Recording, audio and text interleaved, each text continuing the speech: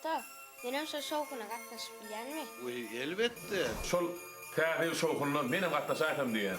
Benim şovkuna bir boşan sorsun deyip bir boşluğa da başladım mı? Soğuk.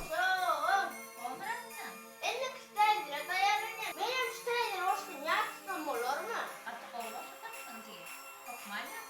Sana ulum üstünden bir şıgır uğradık sana.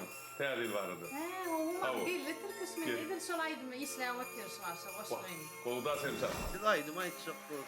Boş okacak bolsunuz. Sana ağlar. Ata, şu şovkuna ayadvağa da gelýärmi? Hadi geliyor.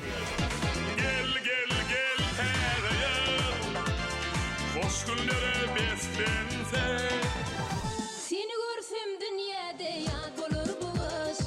Yar sen sevgimin kulaç yardırmış. Ellerde biledik sana gelişip duran Yüzüge binedik aydınım nura Gel kolay açmaya Yoksa bu yürü para Gel benim gözüm dönmürey bakara Üçüncü kamera. Gülgülüm o eğer beni Orta planda takma. Gel bol yaney Yalan ey Sensiz ömrüm yalan ey Senin kanı gözlerine elim hayran ey Şadi gönlerime süyücü gönlerime Nede gellerimi böreyin Ben teher birini tercih atçılanı desse güllerimi